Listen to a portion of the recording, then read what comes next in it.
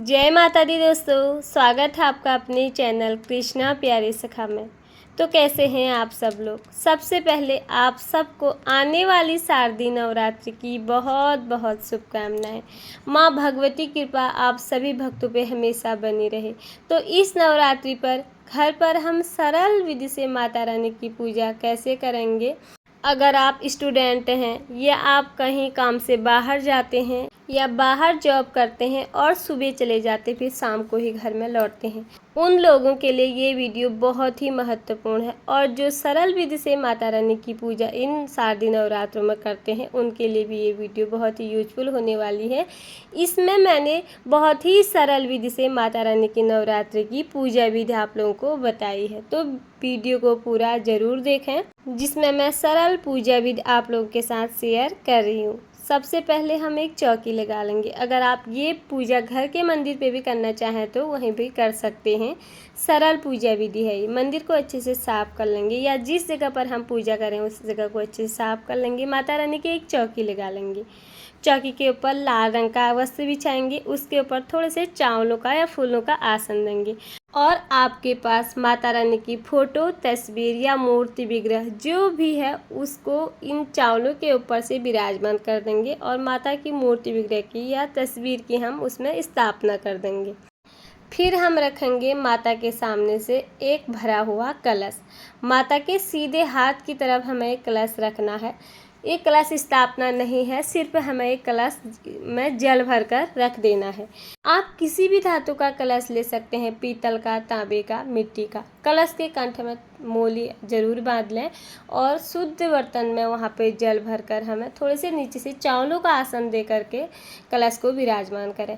कलश के ऊपर से पूर्ण पात्र यानी कि चावल से भरा पात्र आपको रख देना है। जल से भरा पात्र और उसके ऊपर चावल से भरा पात्र पूर्ण पात्र माना जाएगा और उसके ऊपर से रख देंगे एक सिक्का। चावलों से बर्तन के ऊपर हमें एक कॉइन डाल देना है। बस इसमें हमने इतनी ही सामग्री रखनी है और एक तरफ से ये हमारा सूक्ष्म कलश की स्थापना हो गई माता रानी के सामने। हमने यहाँ पर एक जल से भरा पात्र रख दिया है। उसके बाद हम थोड़े से चावलों का और आसन देंगे। भगवान गणेश जी की मूर्ति विग्रह की स्थापना करेंगे। अगर आपके पास भगवान श्री गणेश जी की मूर्ति नहीं है तो फिर आप सुपारी को भगवान श्री गणेश जी का स्वरूप मानकर इनकी पूजा भी कर सकते हैं। मूर्ति विग्रह या छोटी सी फोटो या तस्वीर जो भी है वो उनको रखें। अगर वो तस्वीर या मूर्ति विग्रह नहीं है तो फिर आप सुपारी को गणेश जी का स्वरूप मान लें। उसके बाद हम एक लोटा शुद्ध जल लेंगे। जल में थोड़ा सा गंगा जल मिला लेंगे। उसके बाद हम पुष्प की सहायता से स्नान रूपी भाव से भगवान श्री गणेश जी का स्नान कराएंगे और साथ ही माता रानी की मूर्ति विग्रह या जो भी आपके पास तस्वीर, मूर्ति विग्रह जो भी है उनका भी हम स्नान रूपी भाव से स्नान करा देंगे। और जल से थोड़ा सा शुद्धिकरण भी हमारा मंदिर पे हो गया है। अब हम यहाँ पर नीचे से थोड़ा फिर चावलों का आसन देंगे। अब हम माता रानी के आगे एक दीपक प्रज्वलित करेंगे। नीचे से थोड़े से चावलों का आसन दिया, आप चाहे तो फूलों का आसन भी दे सकते हैं और इसमें बना दिया है स्वास्तिक। स्वास्तिक बना करके ऊपर से हमने दीपक रखा और उसको हम प्रज्वलित कर लेंगे। इस तरह से अगर आप नवरात्रि में अखंड दीपक किसी कारणवश नहीं जला सकते हैं तो इस तरह से आप रोज़ घर पे दीपक लगाएं सुबह और शाम में। आप चाहें तो घी का या तिली का किसी भी चीज़ का दीपक आप लोग लगा सकते हैं। धूप और दीप हमने पूजा में दोनों ही प्रज्वलित कर लिए हैं। भगवान का स्नान हो चुका है, भगवान श्री गणेश और माता रानी के। उसके बाद हम भगवान को वस्त्र स्वरूपी यहाँ पर कलावा समर्पित कर देंगे। भगवान श्री गणेश जी को, श्री गणेश जी को कलावा समर्पित कर देंगे। अगर आपके पास जनेऊ है तो वो भी समर्पित कर दें, फिर नहीं है तो आपको इसमें परेशान होने की कोई भी बात नहीं है। आप कलावे को 7 बार लपेट करके उसी का जनेऊ बनाकर भगवान श्री गणेश जी को जनेऊ समर्पित कर सकते हैं। माता रानी के लिए एक लाल चुनरी आपको नई जरूर लानी है, चाहे मूर्ति विग्रह की पूजा कर रहे हैं या आप फोटो की पूजा करें।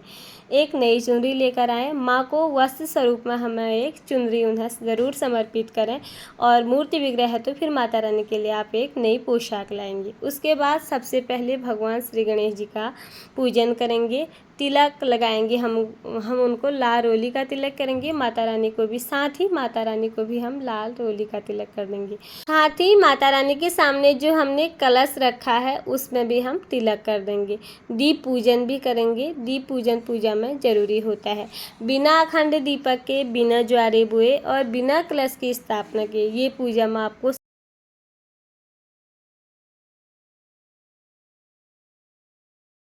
सरल विधि से करके बता रही हूँ। उसके बाद माता रानी के लिए आप हो सके तो इस तरह से फूलों की माला बना ला। अगर पुष्प आपके पास है तो, फिर फूल नहीं है तो आप वैसे ही पुष्प समर्पित कर सकते हैं। वैसे माता रानी को लाल गुड़हल के पुष्प बहुत अधिक प्रिय हैं, वो मिल जाए तो वो समर्पित करें। अगर गुड़हल के पुष्प ना मिले तो फिर आप जो भी पुष्प आपके पास उपलब्ध हो वही उनको समर्पित कर दें। साथ ही माता रानी को हमने चुनरी समर्पित कर दी, पुष्पमाला समर्पित कर दी, चंदन और लाल रोली से तिलक कर दिया और सिंदूर भी उनको मैंने समर्पित कर दिया है। जो भी आप कर सकते हैं सरल पूजा विधि में वो पूजा आप लोग करें। और साथ ही माता रानी को लाल गुड़हल के पुष्प समर्पित कर दे और उसके बाद सफ़ेद गुलाब का पुष्प समर्पित कर दिया। उसके बाद भगवान गणेश जी को भी लाल गुड़हल का पुष्प समर्पित कर दें अगर आपके पास है तो। इस छोटी सी पूजा से भी माता रानी हमसे प्रसन्न ही रहेंगी। और उसके बाद आप नवरात्रि व्रत की कथा, दुर्गा सप्तशती जो भी पढ़ रहे हैं, हाथ में थोड़े से पुष्प और चावल रख के पढ़ें। उसके बाद कथा पूर्ण होने के बाद आप हाथ के चावल और पुष्प माता रानी के चरणों में समर्पित कर दें। उसके बाद अगर आपके पास घर में ऋतु फल हैं तो माता रानी को फलों का भोग ज़रूर भोग लगाएं। अगर आप फलाहार व्रत रखते हैं तो माता रानी को फलाहार ही भोग लगाएं। अगर नहीं है तो फिर आप बतासे वो मिश्री का भोग भी लगा सकते हैं। उसके बाद हम करेंगे यहाँ पर छोटा सा हवन, क्योंकि सरल पूजा विधि मैं आपको बता रही हूँ। 2 कपूर हम यहाँ पर प्रज्वलित कर लेंगे, एक मिट्टी का दीपक ले लेंगे छोटा सा, उसी में ही हम ये हवन करेंगे। 2 कपूर जला लिए हैं और उसमें डालूंगी मैं 2 साबुत लौंग। लौंग हमारी टूटी हुई नहीं होनी चाहिए। लौंग आप उसी का इस्तेमाल करें जिसमें ऊपर से फूल बना हो। और एक डालेंगे हरी इलायची और आप इसमें बतासा, पंचमेवा, मिश्री जो भी आपके पास माता रानी का भोग है वो इसमें समर्पित कर दें। कहते हैं अग्नि द्वारा लगाया गया भोग सीधे हमारे देवी देवताओं के मुख में जाता है, इसलिए हमें हवन रोज़ करना है। आप इस हवन को सुबह ही कर लें तो और अच्छा है। उसके बाद हमें जो मिश्री बतासा है वो भी माता रानी के सामने रख सकते हैं।